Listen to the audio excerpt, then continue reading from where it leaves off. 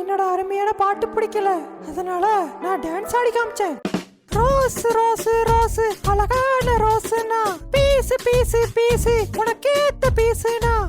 அஞ்சலி ரொம்ப நல்லா டான்ஸ் ஆடுன, உனக்கு இங்க வேலை கன்ஃபார்ம். கடைசியில என்னோட டான்ஸ் பிடிச்சி போய் எனக்கு வேலை கொடுத்துட்டாரு. நைட் ஆனதுனால எனக்கு ரொம்பவே தூக்கம் வந்துருச்சு. அந்த நேரத்துல என்னோட தாத்தா எனக்கு மெசேஜ் பண்ணியிருந்தாரு. டியர் அஞ்சலி, என்னோட பழைய வீடு இனி உனக்கு தான், நீ அங்க போய் தங்கிக்க.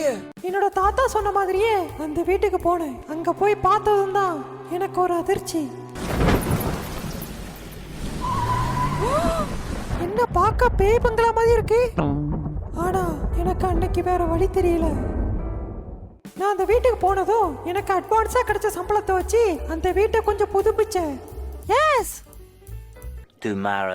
அதுக்கப்புறம் மறுநாள் காலையிலேயே ஒரு நல்ல ட்ரெஸ் போட்டுட்டு பார்க்குக்கு வாக்கிங் போலான்னு வந்தேன். வாவ், இந்த இடம் பார்க்க என்ன அழகா இருக்கு. என்னது இது? இதை எப்படி தாண்டி போறது?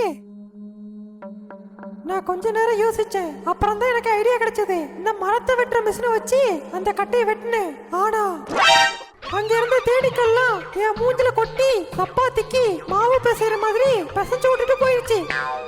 அதுக்கப்புறம் கொஞ்ச நேரம் யோசிச்சேன். அதுக்கப்புறம் இந்த குச்சை வச்சு தாண்டி போயிடலான்னு முடிவு பண்ணேன். இந்த கடைசியில அந்த இடத்தையும் தாண்டிட்டேன். எஸ், இப்போ வாக்கிங் போலாம்.